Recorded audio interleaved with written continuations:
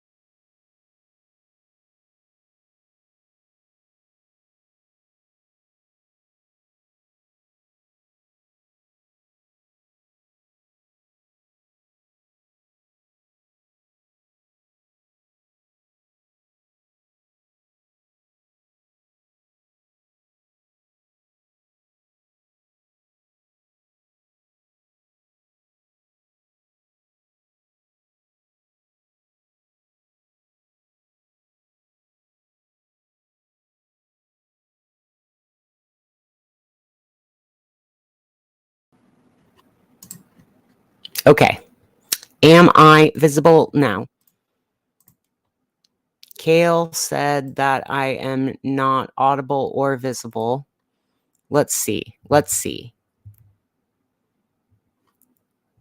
Can you see me now? Can you see me now? Can you see me now?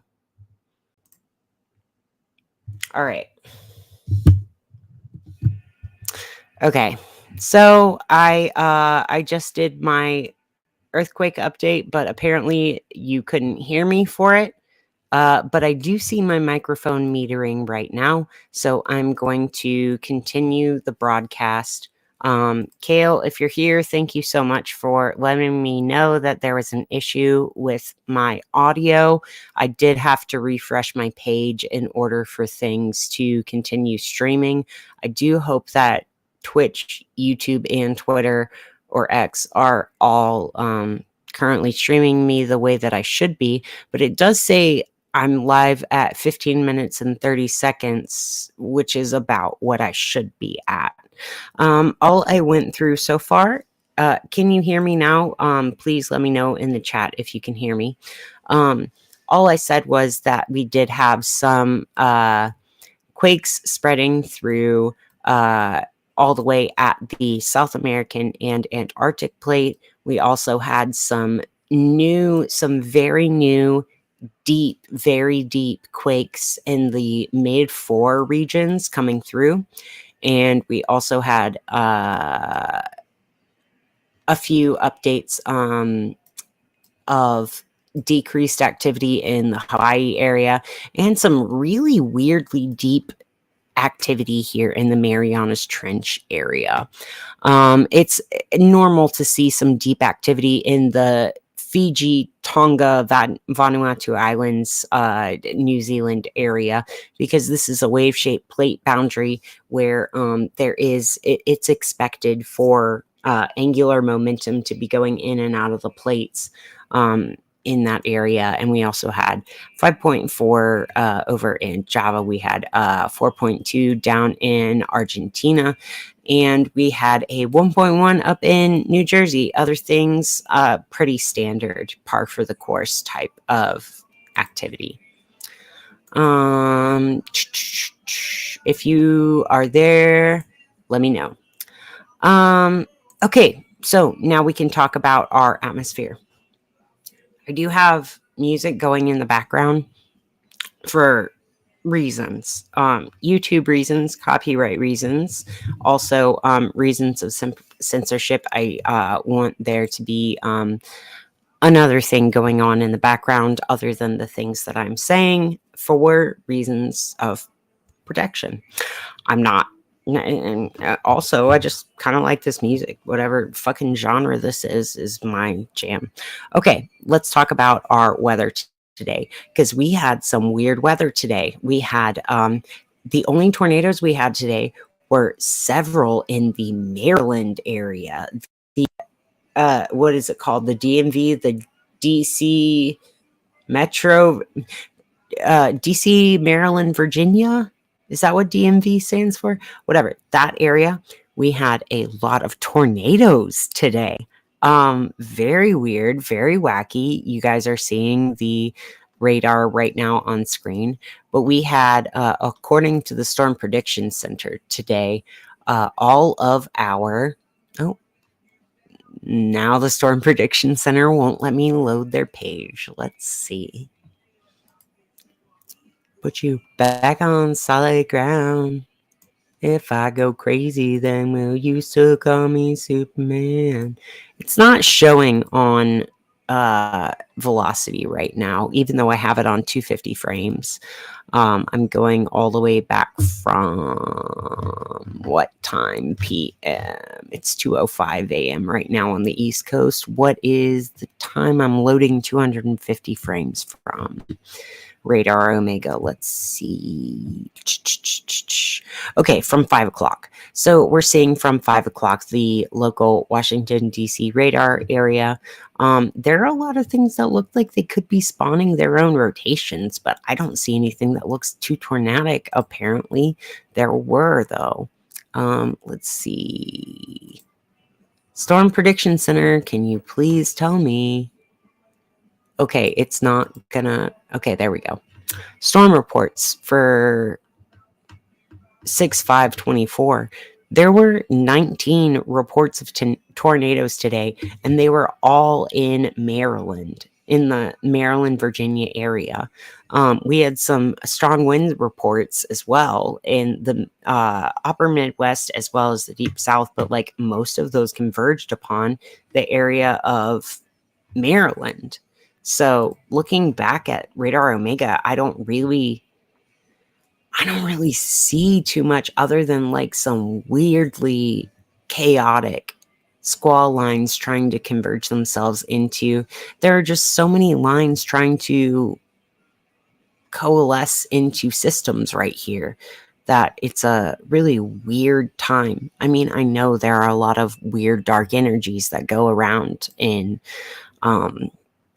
Washington, D.C. and Baltimore area, but like it doesn't look like it should have been that stormy. It doesn't look like we should have had our entirety of 25 tornado reports go on in this area today. Let's see if we see our mosaic radar reflect the same kind of activity. Very weird activity today on our radars. Especially if you understand the power dynamics of the things that are going on in Washington at the moment. Very weird weather radar dynamics right now. That's all I'm going to say. I'm not going to say anything about it. I'm just going to say it's a very weird thing. We did have a dry line on the backside of a warm front on the center of circulation low in southeastern Pennsylvania, which means that the storms should be forming around the Philadelphia to Baltimore to Washington axis area. But it looks like we had a lot of storm reports of tornadoes in this area, which is, as you see this squall line of storms, they've got that signature comma shape, but like not really sweeping through the area the way that you would expect if you saw 25 tornado reports through this area. I truly don't know where these reports of tornadoes are coming from in the Maryland area.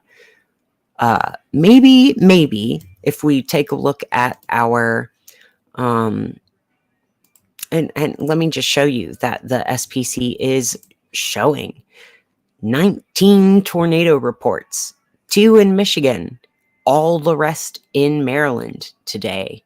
What the fuck? Like, what the fuck?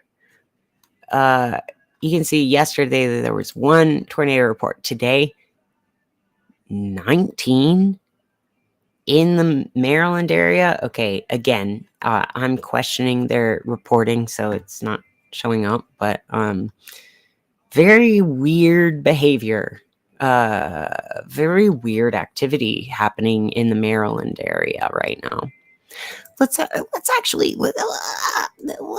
Okay, if they don't want to show me this, then okay, they don't want to show me this anymore. But I swear to God, there were 19 reports of tornadoes in the Maryland area today on the Storm Prediction Center's Storm Reports website. But let's take a look at the. Let's just take a look at GOES. Let's take a look at our radar. Let's take a look at our satellite, not radar, our satellite imagery. It looks like that would be an active area. Let's widen our loop to like 96 so that we can go for like an 8-hour loop. Let's watch this really high energy system spread from the Midwest up into, okay, the axis of. So the energy goes from down here in the south, in the Texas area, it squirrels its way through the back of the Appalachians into the Maryland area. And then you do see a lot of upper level divergence here above Maryland that does indicate that there would be some pretty severe convection in the area if you see upper level divergence. But I just don't see the ingredients for 19 tornado reports.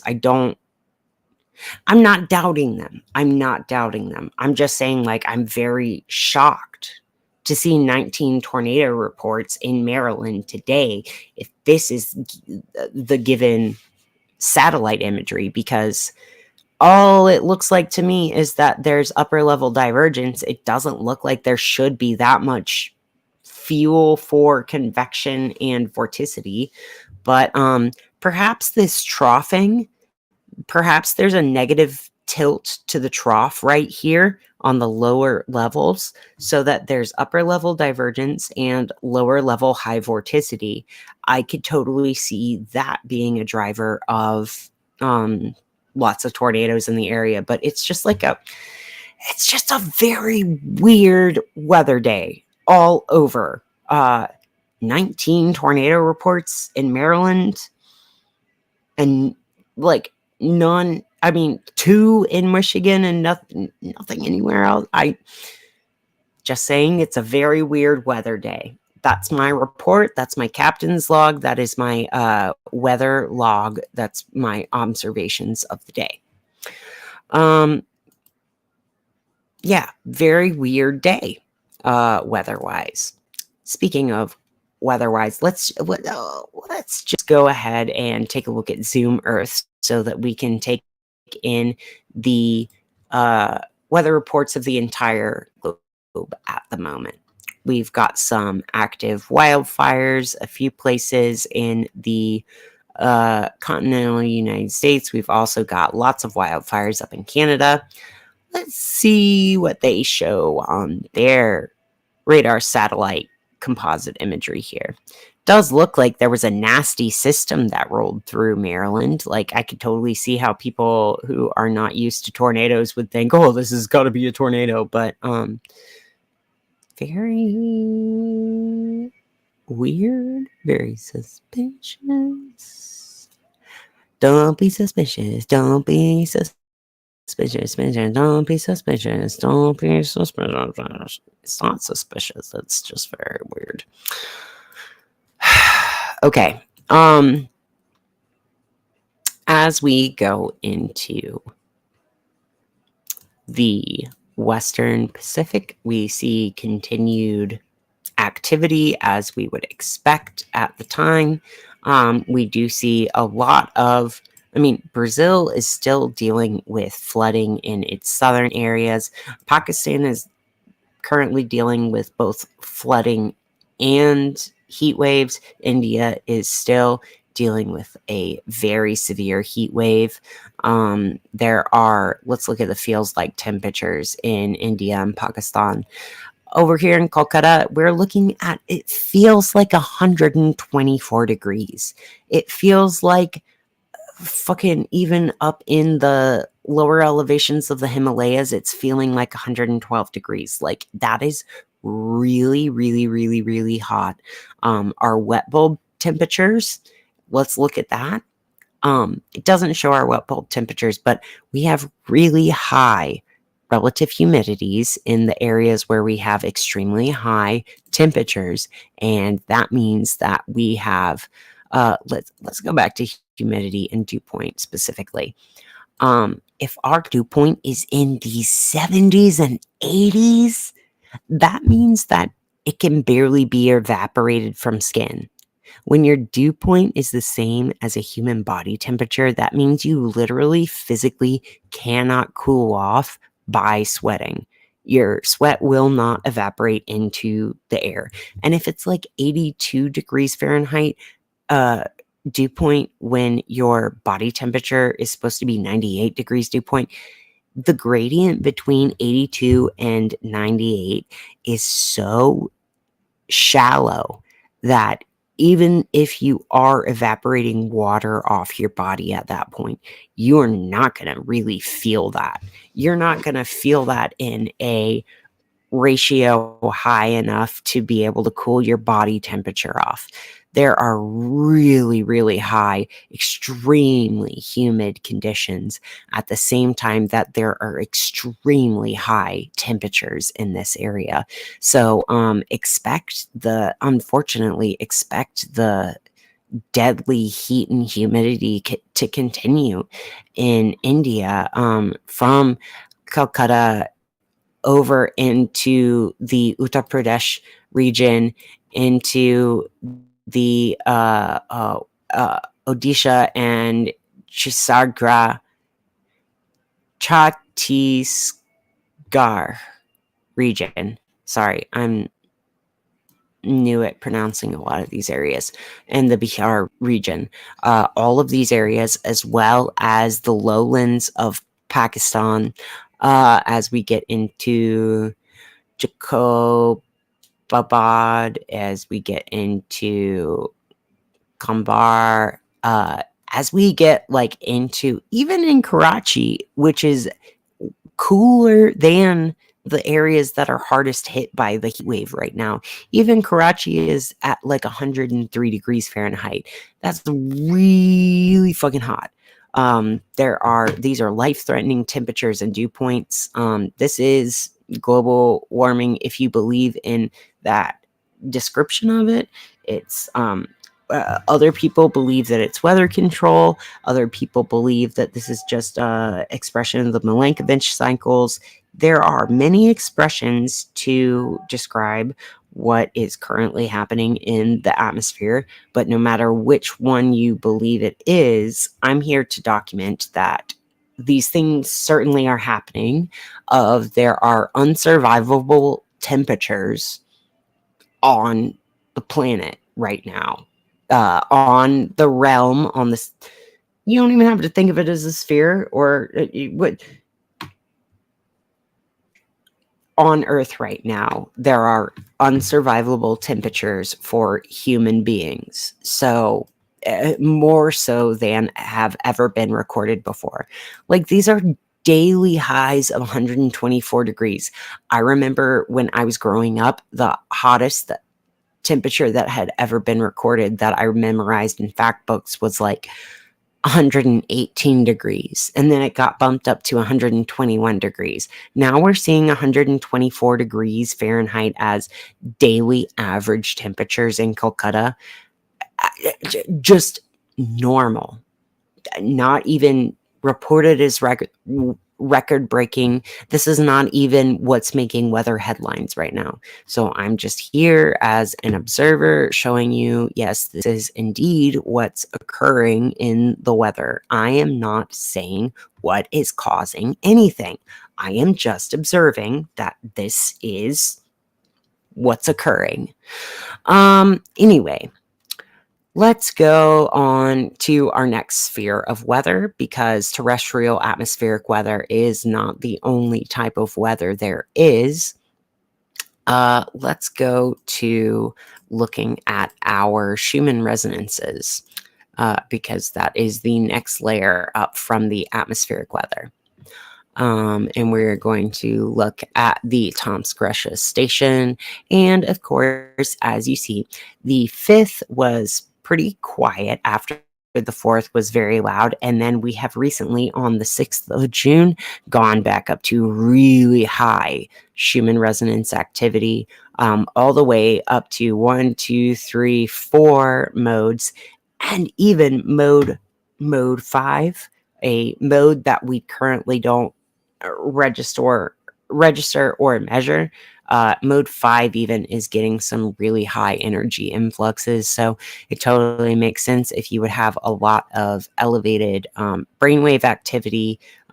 Even our frequencies are really high. Considering the amount of power that came in, our frequencies didn't even dip that low. Look at this. Like, they started very high on the 6th. We got really high with our frequencies and then only dipped because we had a little bit of increased amplitude. Let's look at our power levels right now. Look at these power levels, up to 47. We are on mode 1. We are looking at 33 in mode 2, 20 in mode 3, and 15 at mode 4. And they only barely peaked out at those and then recurred to even mode 4, made it higher on this most recent peak of activity than it did on this last little burst of activity between the 16 and 1800 hours on the 4th. These are not incredible, but like really large and significant bursts of energy. It's not like a tornado of energy, but it is a very severe thunderstorm amount of energy. And I mean that quite literally, because Schumann resonances, again, are the measure of both the frequency, amount, and power amplitude of energy exchanges between the ionosphere and the Earth's surface. That is, in layman's terms, lightning strikes. This is the voice of the Earth. This is the voice of what the lightning strikes are saying to the Earth and through the Earth currently. So we do have a lot of activity going on there. If you notice anything in your body, if you've had elevated dream cycles, if your pets have been going crazy, if you've been having a lot of intuitive downloads or just kind of weird occurrences and resonances in your life recently, this is likely related to the Schumann resonances, but also our planetary weather, which we'll get to in a second. Because in the meantime, we have to get to our solar weather. We had 5 coronal mass ejections today, and the most recent one was a partial halo, type 2 partial halo, which is not the highest, but it's kind of the lowest likelihood of having a complete halo coronal mass ejection. And by halo, we mean one that has components in every direction from where it was ejected, meaning that there would be an Earth-directed component to the coronal mass ejection here. Yeah, halo means it goes everywhere, and going everywhere means at least a little bit goes towards Earth. So that was around 1636 UTC. Let's take a look at our solar flares, see if that went with that one. See anything happened around 1636 that we can see. Actually, that is the time that we had some Schumann resonance activity going on.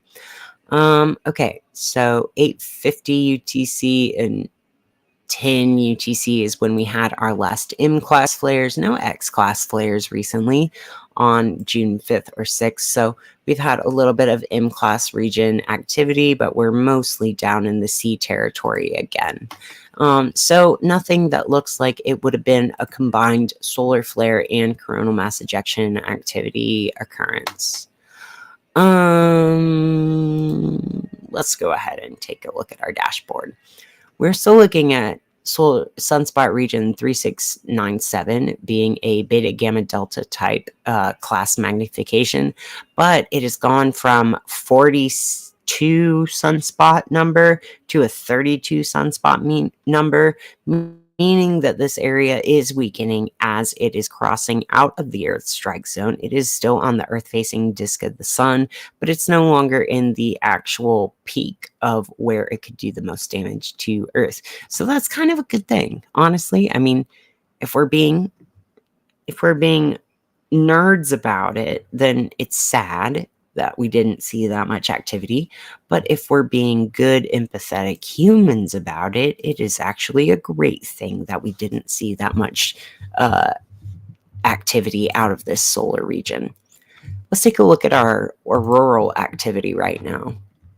I have a feeling it's pretty low based on that. Yeah, we're only at a KP index of 2, which is probably increased by the solar wind speed. Hemispheric power has gone up significantly, though.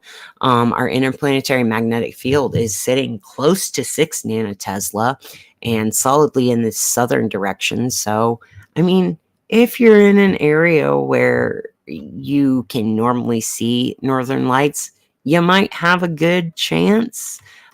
We are in the new moon phase. This is currently the new moon.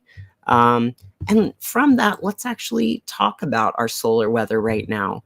That was solar weather, our planetary weather. That brings us to our planetary weather.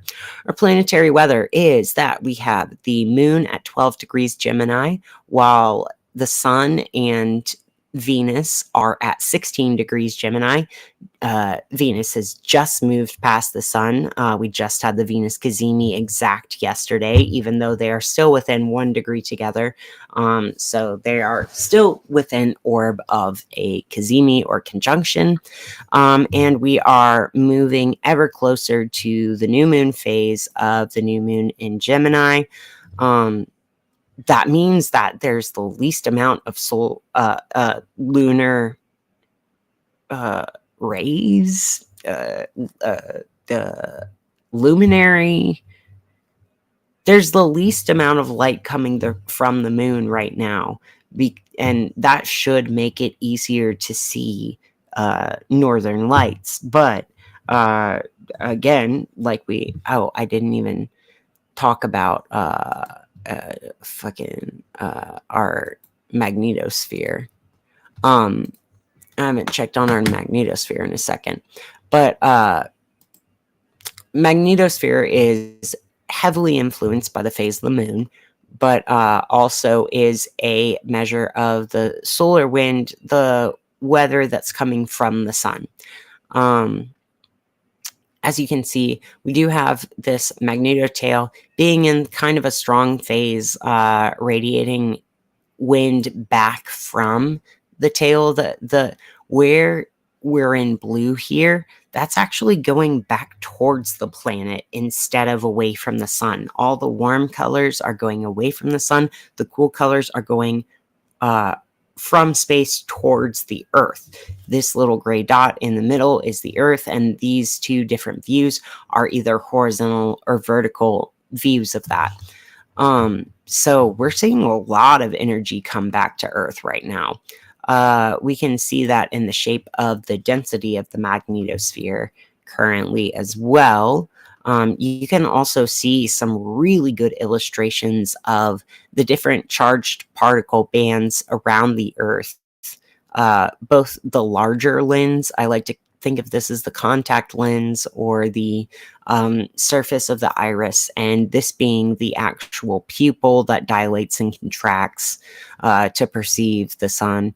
You can see a lot of waveforms fanning in and out, but the overall density of the magnetosphere, first shell layer, keeps us pretty protected, and then the internal second and third layers do a good job of keeping us safe, and then the fourth layer is the one that's the closest to Earth. Then as we look at the pressure of the magnetosphere in nanopascals, we see that we do have a pretty highly charged not antipode, the part of the magnetosphere, part of the Earth's charged radiation belts that are on the anti-sun side as opposed to the sun side. We do have some pretty high charges there. We do have high pressure there. So it's anything that is coming from the sun right now is not really getting into these charged radiation belts very well because we have a lot of high pressure. These belts are really charged up right now. They're not getting a lot of good input from the sun, meaning they are very effectively resisting the solar weather at the moment.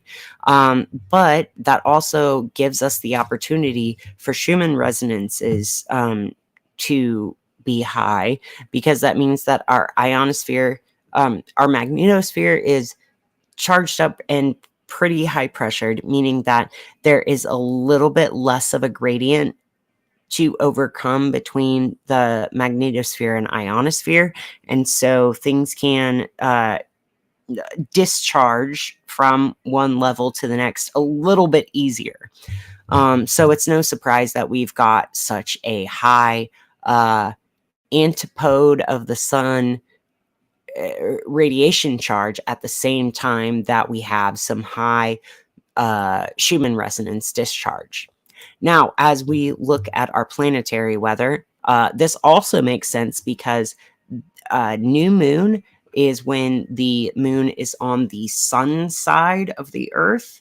And of course, that would mean that all of the energy of the physical gravitational pull is being pulled to the sun and moon side, but that also means that there's a compensating effect on the back end. There's like a swing out. This makes I'm not explaining myself very well, but it is very clear in my brain how as one thing swings out, there would be a compensating swinging out and discharging, swinging out and recharging. It's like scales. I'm not explaining this very well, but I am certain that somebody out there knows what the fuck I'm talking about, and they are going to be able to articulate it better than I currently am.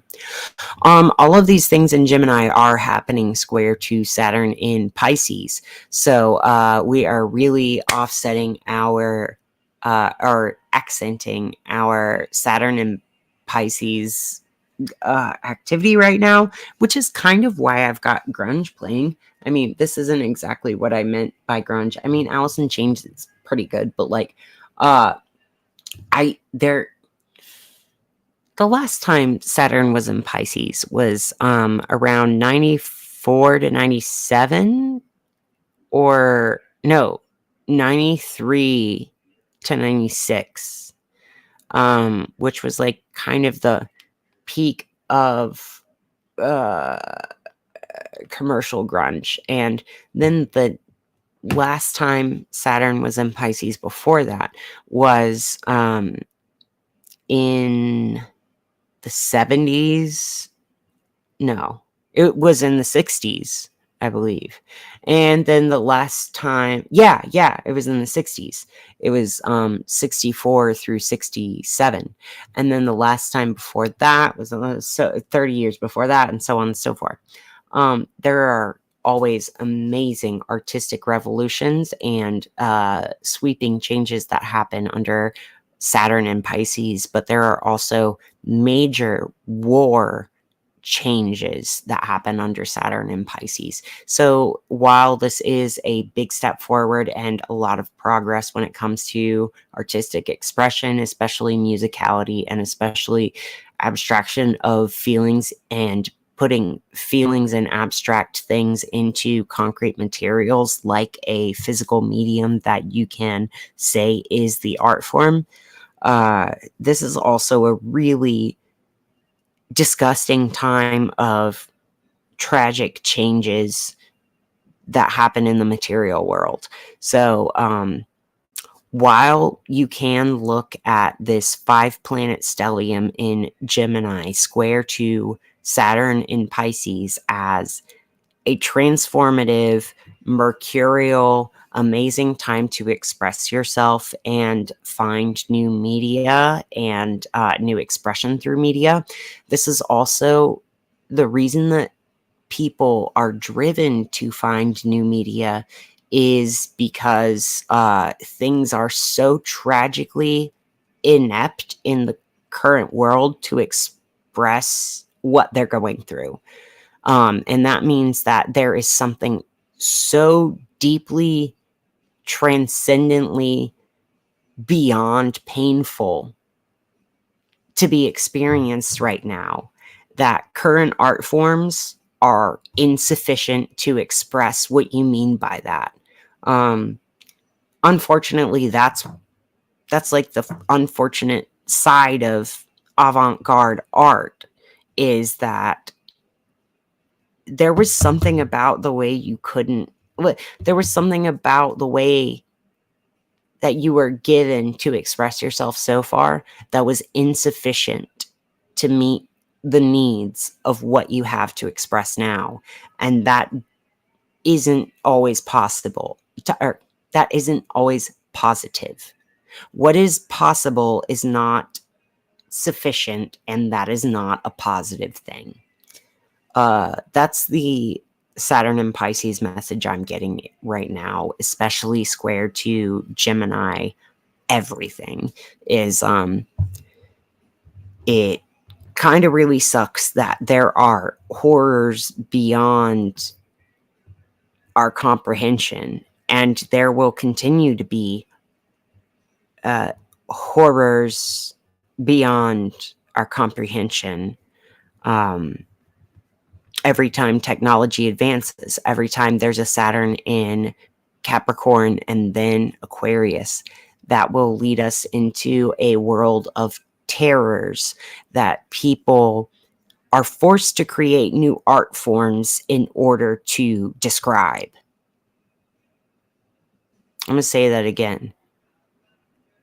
Technological advances that we make through Saturn in Capricorn and Aquarius times lead us to these Saturn in Pisces times where we have to create new art forms in order to express the sheer devastation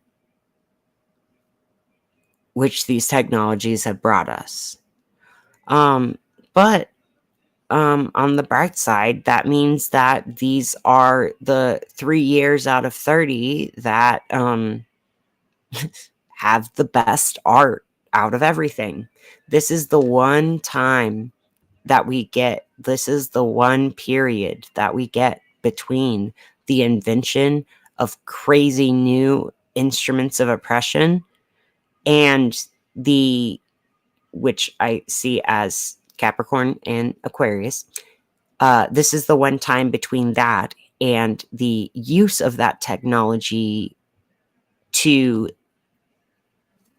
unify the human consciousness in one oppressive direction, which I see as an Aries thing.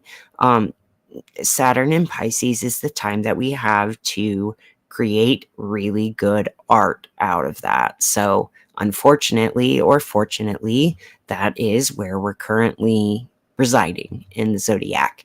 And Gemini is, though square to this sign, the sign that is really good at transmuting this kind of dualistic and devilish and terrifying, terrible, but also awesome reality into something so creative. The mercurial nature of Gemini is to find our higher calling, our higher transcendent being. Out of all of this, that's what Gemini is. And we've got Jupiter, Mercury, Moon, Sun, and Venus all in Gemini right now. This is our time to really level up our art skills and our media, whatever we think that is or want that to be. It's our time to do that. And let's not forget that we do have Pluto in Aquarius trying to Jupiter in Gemini, giving us the power, the power being Pluto, to expand our creative, expressional, interconnected, local cult personality, our sibling, our like close friendship, best friendship like type, our kiki, our kickback, our like the energy of a close friend, gossiping and bonding and transcending through that kind of energy we can channel into whatever powerful thing we associate Pluto in Aquarius with right now.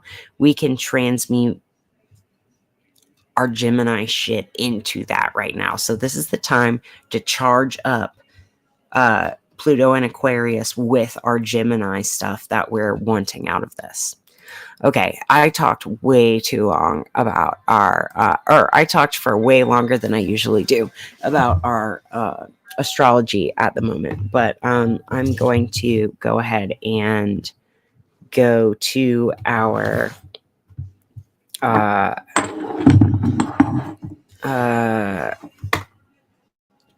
cosmic reading. Because God, I will talk forever. Okay. This is Little Dark Age by MGMT, and that's fine, but that's not really what I want. Okay, this will be good. Okay, let's go for our tarot today. Have such a good noise. This stone has such a good noise.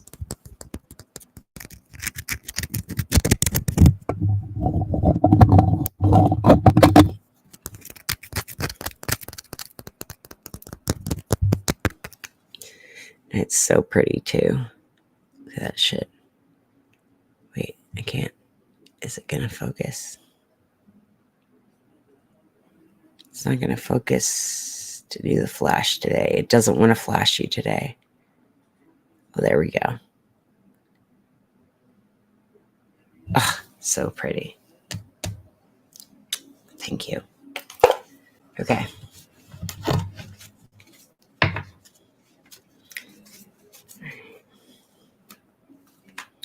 Okay, tarot. It's time that I ask you what is coming in on the cosmic scale. What is coming in for everybody who is watching this video and will ever watch this video and reflect upon their lifetime at the day that this was released. Oh, okay. We got 2 cards that jumped out. Got the Lovers reversed. And also the Ace of Pentacles upright. So, Ace of Pentacles upright. We have new money opportunities, new material avenues making themselves known to you. Things that seem like material security coming out of thin air, or reliance upon the material world coming out of thin air. Also, reliance upon the thin air world becoming more material.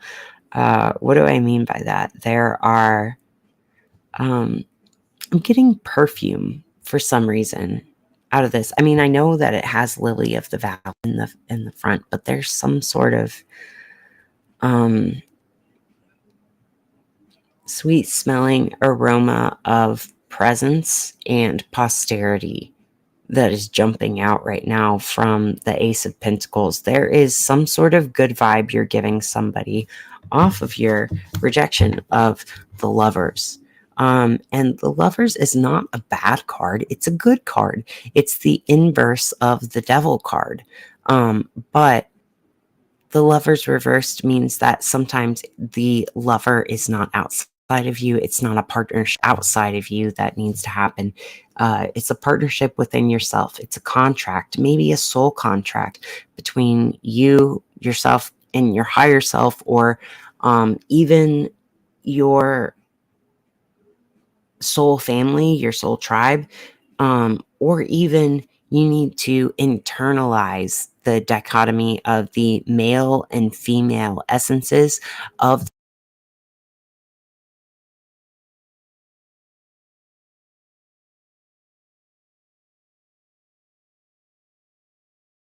Is my mic right now? Is my mic working again? Okay. There's a part of this card that means that in order to find this angel in between, this ungendered, hermaphroditic, uh, non binary angel being that is so far in the past that it is so far in the future, that we need to describe it as a cloud form being, as an angel, as something that is way beyond what a human male or female can be. Um, we need to look within to find that. We don't need to be looking outside ourselves for the partner, for the lover, to be our complementary half in this male-female dichotomy. Perhaps there is a opportunity for material security for you that comes through transcending gender and understanding that our physical designation in one gender or another is our starting point to figure out what it's like to become the other gender from the opposite standpoint.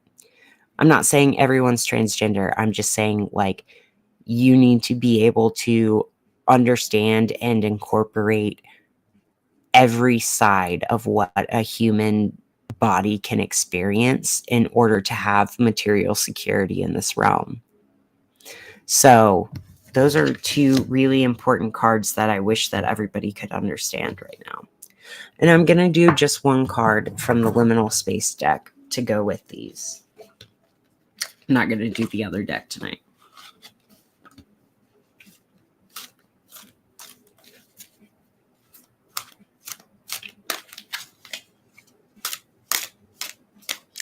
All right, liminal space. What goes with the Ace of Pentacles upright and the Lovers reversed? What is something that tells us more about that? No.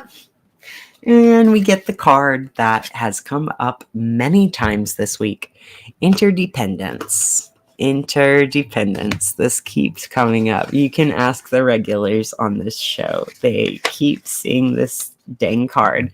And I'm going to read the dedication expression of it every single time because it's a beautiful one. Interdependence says, while convoluted human notions of love have cast transactional relationships as taboo, while lauding balanced exchanges as healthy, nature simplifies this for us. Not only are symbiotic relationships fundamental to any functioning ecosystem, they are effortless. All life is wired to perceive threats and gravitate to what will support it. Not everything is for you. What is yours will not miss you.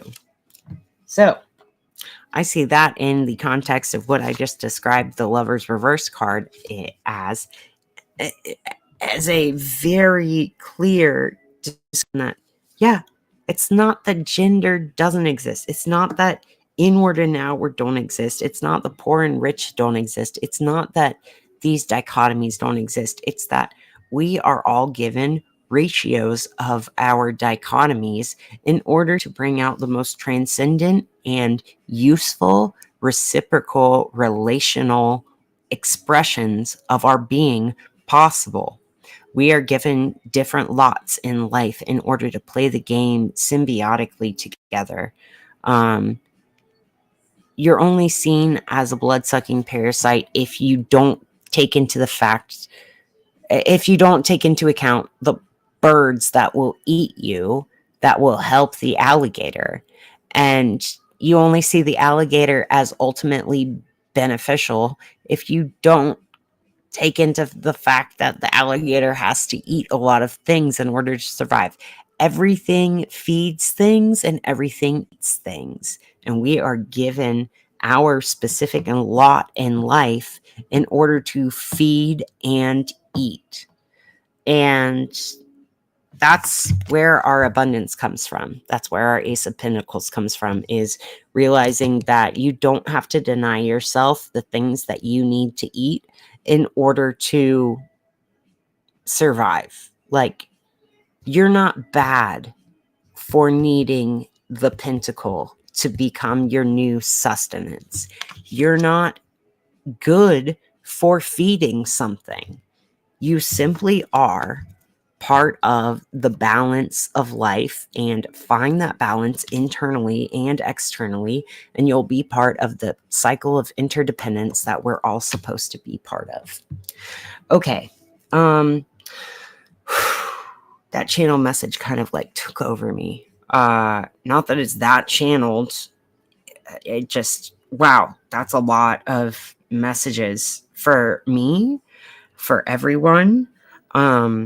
God, that's a lot of information. Ugh.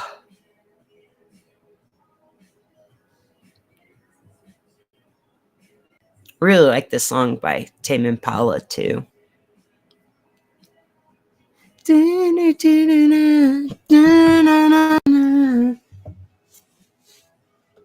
Where he wants you, come on, Superman, say a stupid line. Okay. I'm going to close us out here.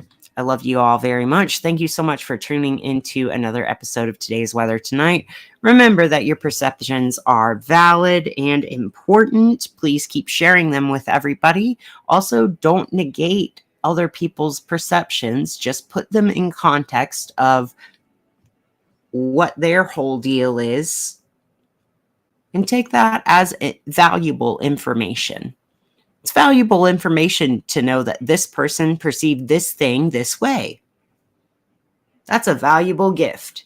Everyone expressing their perception is a valuable gift to science, growth, and opportunity for expansion for all of us. Even if you completely, vehemently disagree, it is very important to the scientific process that everybody express their perception at the moment. So, thank you so much for tuning into a little stream of consciousness of what I have perceived in this moment. It's great to contact you again, and I love you so very much for being yourself, even if it's in complete contradiction to what I am. Thank you so much for being yourself. All right, I love you guys very much, and have a great night. I'll see you tomorrow. Bye.